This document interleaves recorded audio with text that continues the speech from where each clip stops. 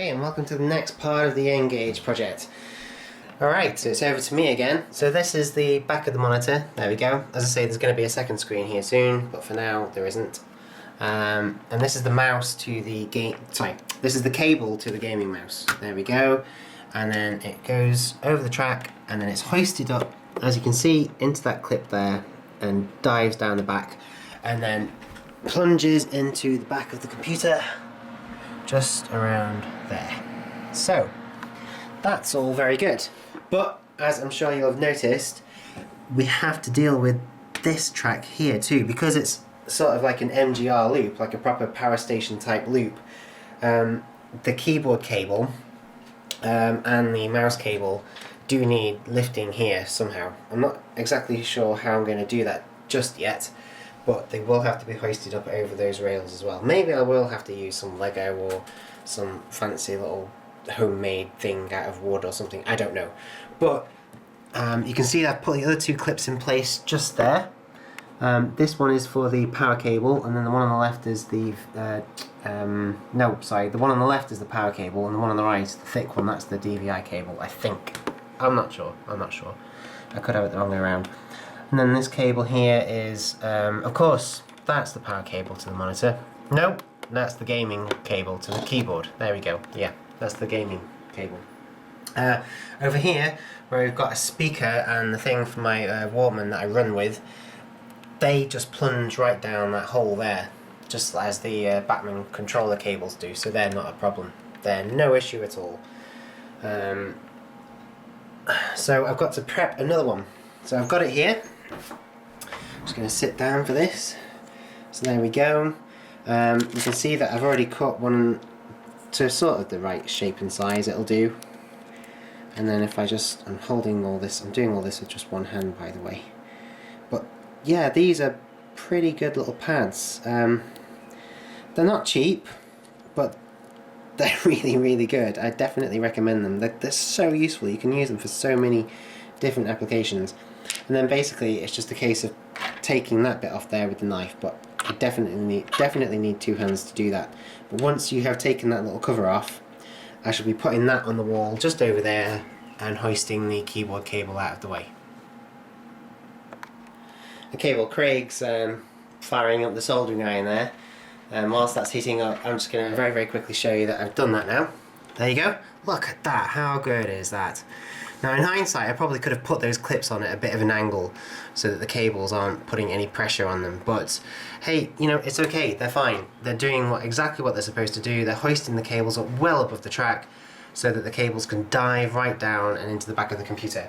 And if I just run to the end of the desk and then get right down and show you that view along the track, look at that. I know it's really hard, but you can see there's plenty of clearance there. Oh yeah, this is a better view, isn't it? Look at that. Look at that. If I take my hand out of the little strap and then get it right down, see? Plenty of room.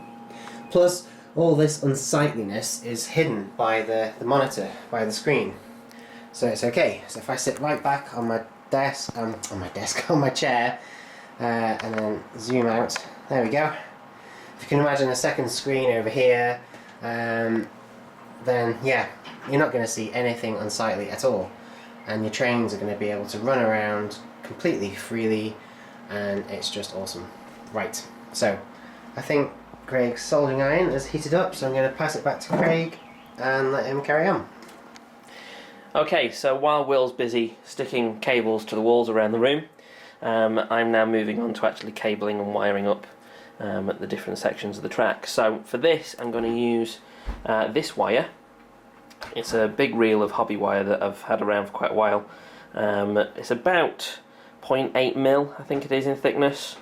It's quite thin. It's multi-stranded, but it's not quite as thin and delicate as the wire that you'd use in DCC cabling, which means that when you cut a section of it, although it is nice and flexible, it will also hold its shape a little bit as well. So all I need to do first of all is cut myself several strands to cover the different sections of the track, and then using my cutters I'm just going to strip the ends like that, and then twist it together, and then I want that to basically sit snugly in between the sleepers and against the rail of the track. So what I'm going to do is, if you can see this, bend the wire upwards where the plastic stops, and then almost immediately afterwards bend it back again, so I end up with a little sort of L shape like that. And then I'm just going to slide it in between the track like that, just to test that it's about the right height, which it is. And then I need to tin, not on camera, I need to tin the end of this wire using the soldering iron, just applying a little amount of solder all the way along to basically bind the wire together, all the different strands into one solid piece, and then I'll be ready to solder it to the track. Okay, so I'll do that one first.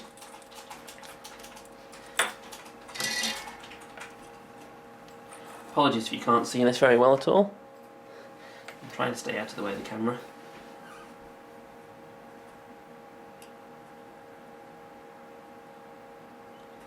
Okay.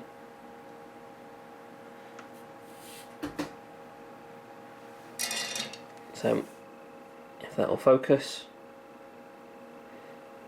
There we go. So I've now soldered a little bit onto the wire to try and keep it all together, and I can now snip off the end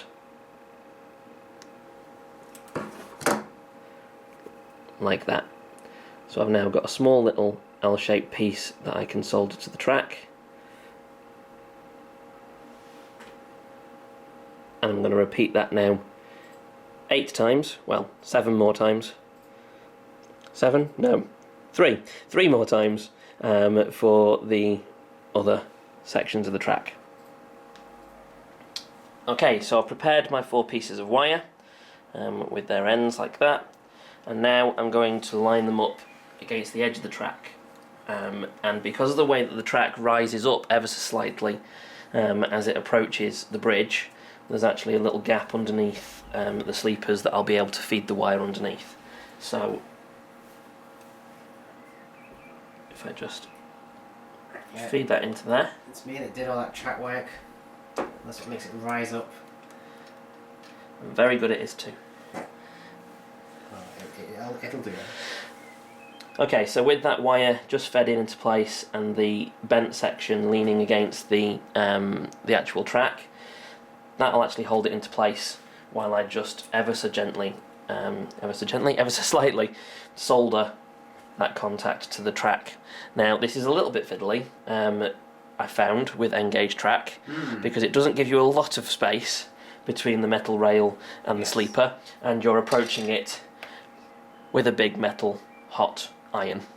And this isn't really the best iron in the world to be using at the moment. I really need to upgrade to something new with a slightly finer pointed end rather than this big fat flat end that I've got at the moment, but we will make do. And what does this process usually result in? What have we got over here that's proof that you've been attacking the track with a soldering iron? There may be a few slight sleeper bending issues. A few melted sleepers. Yeah. But we'll just skip over that, no one will notice. Yeah. Okay, so I'm going to try and do this. Again, I don't know how much you'll be able to see because I'll need to bring my arm around. I shall try and do it best as I can for camera. Smoking. Okay. Oh, it's a shame that the viewers don't get the smell. And that is soldered fairly neatly to the edge of the track. So again, I'm going to repeat that now on the other 3 sections, and then I'll show you what I'm going to do with the other ends.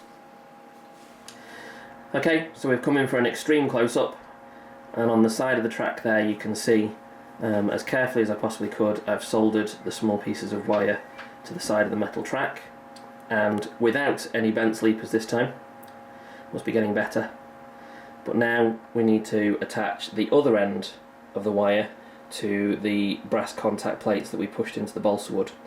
But these plates are very polished, so what I've done, as you can just see on this one here, is I've used a small metal file, like that, to just ever so gently rough up the surface so it gives me something a little bit better for the solder to adhere to. So all I'm going to do is trim off the end of the wire, strip off the plastic and solder directly onto that plate. So I'll see you in a minute when I've done that. Okay, so we've now soldered those 4 pieces to the metal contacts, and as I think Will explained earlier on in the video, I've actually soldered the 2 inside tracks to the same contact. Because we've got one continuous loop around the 2 desks, it means that the inside tracks are actually going to be the same polarity, and rather than having to have 2 separate contacts, I've just combined them together, and the current will still flow. Now I need to obviously move on to the other side and onto the bridge side, and so I've prepared 4 more pieces of wire with my little L-shaped bend at the end to connect it to the track. But what you'll notice this time is that the L actually sort of goes perpendicular and goes opposite that way to the actual length of the wire, because on the bridge section itself the track sits perfectly flush with the wood underneath, so I haven't got that little gap underneath where I can leave the wire. So in these instances I'm going to have to push it up that way with the wire coming out perpendicular to the track, and then curve it back round towards the contact. Obviously, if this was a real proper layout, Finner's being stirred in the background. Sorry, just cleaning my brush. If this was a proper finished layout, what we'd normally do is drill holes through the baseboard and sink the wires so they disappear out of view, and then do all the connecting up underneath.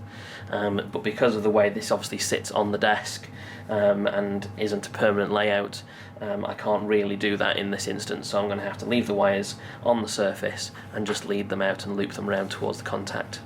So I'm now going to switch off again and just solder these to the sides of the track, and then see you again in a second. Okay, so having been fueled with the prerequisite cup of tea, I've now been able to finish off the wiring on this side of the bridge so that it matches what you saw earlier on the other side. So all the different wires go up and connect to the brass contacts in the middle, and hopefully the power will flow. However, at this point in time I can't actually test whether the power will flow properly, because all of the power supply is on the other side on Will's desk, and right now that power cuts off somewhere around here. Yep, I can prove that. If I just bring the Class 58 up, here she comes.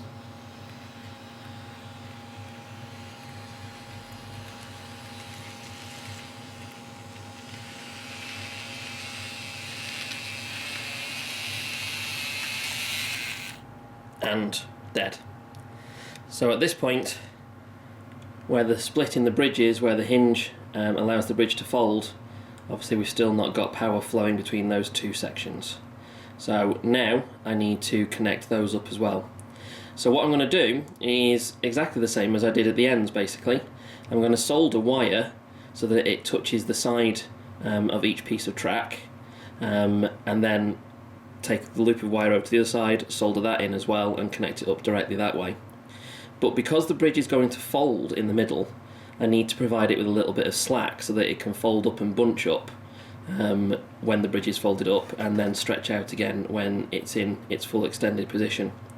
So what I'm going to do in this instance is actually drill some small holes either side of the track so that the wire can disappear down underneath, and then leave a bit of a loop of wire underneath the bridge where you won't really see it, and then pop it back up again through holes on the other side. And to make sure that the wire is extra flexible, so it's not likely to snap through all the folding and unfolding that will happen over time, I'm actually going to use DCC wire for this bit, which is a little bit thinner than the wire I've been using so far, but a little bit more flexible as well, so hopefully it should last a little bit longer and sort of put up with all the strains that it'll be under. So I'm going to get about drilling these holes and get a few pieces soldered in place, and then I'll come back and show you what I've been doing.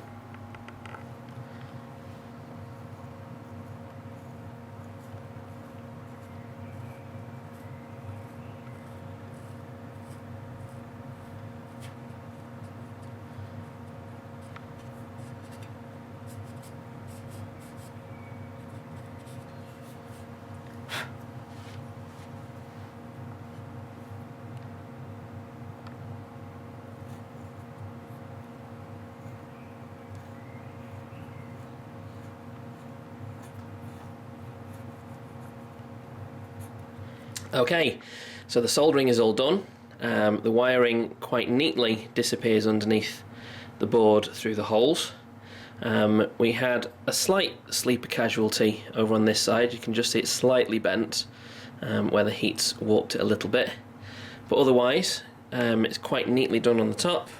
And if we go underneath, you can see the loops of wire that are left there.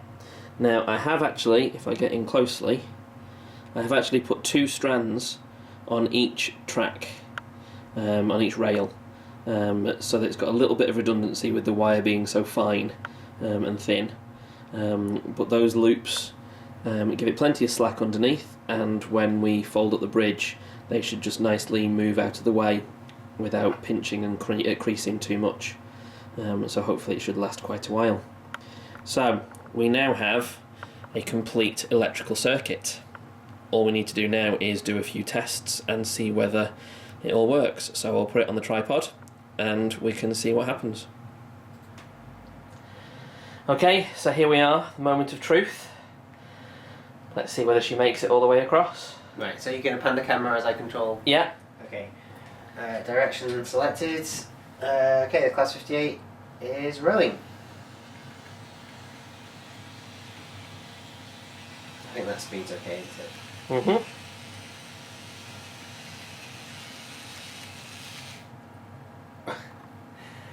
That connection, again, has killed the locomotive. We'll be back in a minute. Okay, well as you can see, it's gone dark outside. It's been hours later.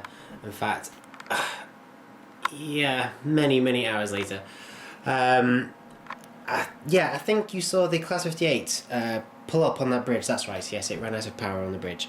So we thought we'd tackle that, and it could have been multiple issues. For a start, we had to investigate fully the contacts and make sure that they're all doing the job they're supposed to do. And the contacts at the other side were investigated fully as well, because, as Craig has pointed out, even if the electricity fails on one side, it should still travel around the other side and come, you know, go all the way around there and come back on itself.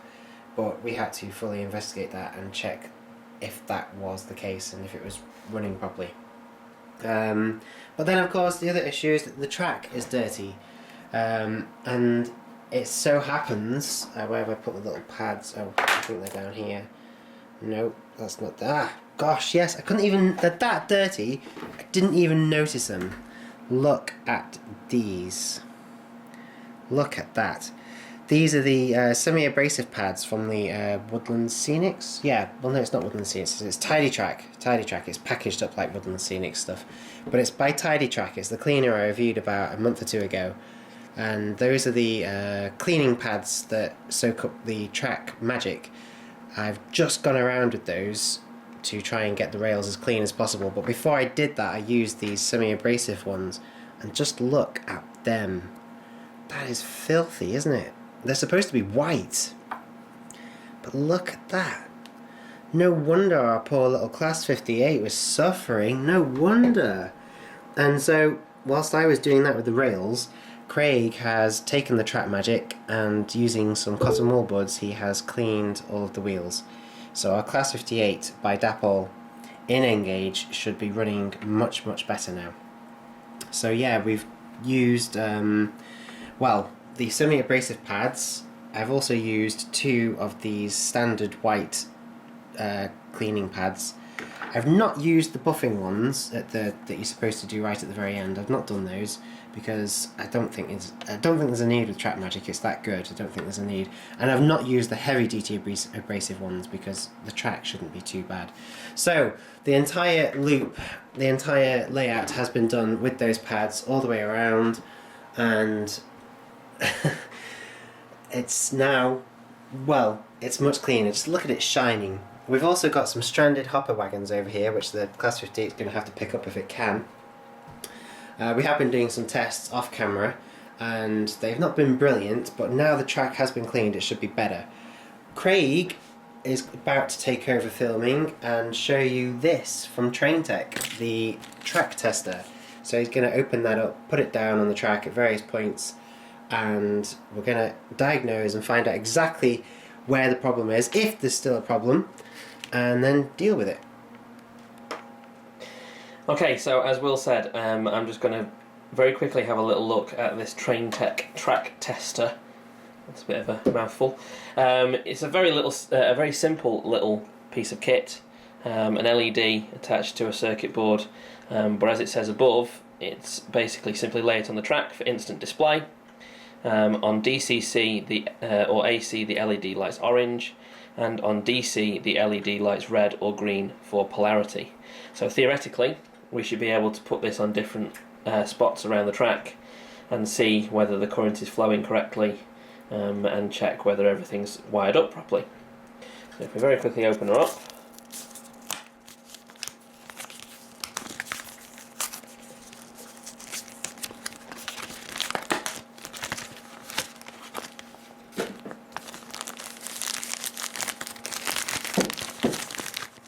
just sticky pads. Okay, so if I just peel that off, typically one's left behind. There we go. So on the underside, it's nothing but two large metal contacts, so we can lay it on the track, whether that's HO, double O or N. And on the other side, we've got the LED, and as it says on there, orange if it's DCC, or red and green depending on which way around it is on DC. So if we try this and put it on the track there, and if Will gives it some power, Yep. Okay. it lights up green. So theoretically, if I turn that round, red. Okay, Very clever. so that part of the track is working okay. That part of the track is working okay. And if we move it anywhere along, we seem to have power. And the same on there. Little flicker there, but it's okay. So let's try some other spots. Okay, so we've moved now to this section of the bridge with the join on Will's desk, which seemed to be the problem area where the locomotive kept cutting out. It would have to be my desk. So if we put it on that side, so on the sort of hardwired side before the join, it's lighting up okay. And then we move it across. That all seems pretty good. Yeah, not lost it yet. And cleaning it has helped. Ooh. Oh, little It's just- flicker. Oh, typical. But no, it's okay. It's okay. Oh. Ah. Oh. Now is that the set? Is that because you're like leaning on it and applying a bit of pressure and it's losing connection, or is it the track is bad? I think the track might be bad because it's just literally that spot. If you watch, I don't know if the camera can see exactly. Right. I shall rush to the Just area. that bit and on again. Just that bit and on again. We've dispatched an emergency track cleaning team. It's just tearing up the professional kitchen roll as you speak. Okay, take the The cap rest off of it there. seems okay. If I go onto the other side, Track magic. Where did you say it was? Show us again. it's there. Right. Just that one little. No, What? that's it.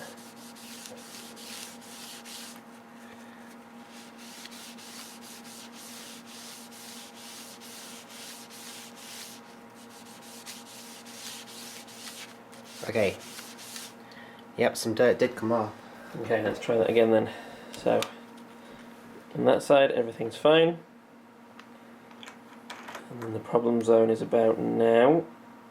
And not a flicker. Huh. So that's definitely helped. And on the other side.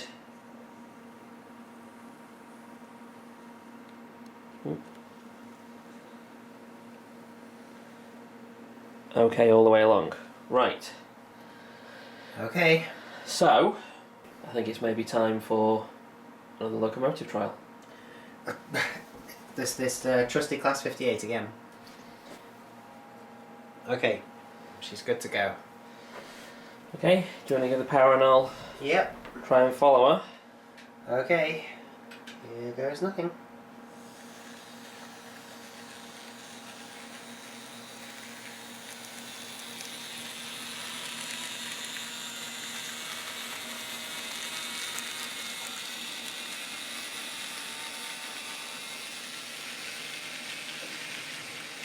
And she's made it. I didn't even know I could get my voice that high. Excellent! She made it! Right, time to come back. Baby, come back. Boom, boom, boom, boom, boom. I won't sing anymore because we'll lose subscribers.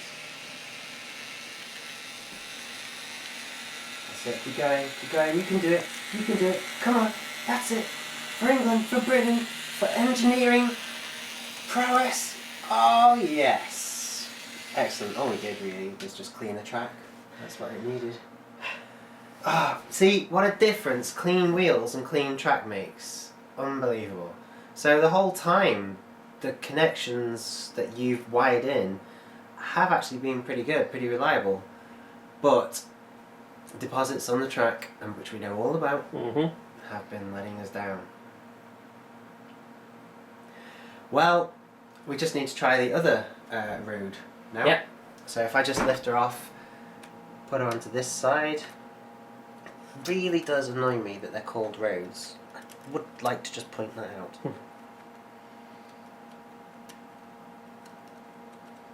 They should be called trodes. Right. Okay. Here we go again.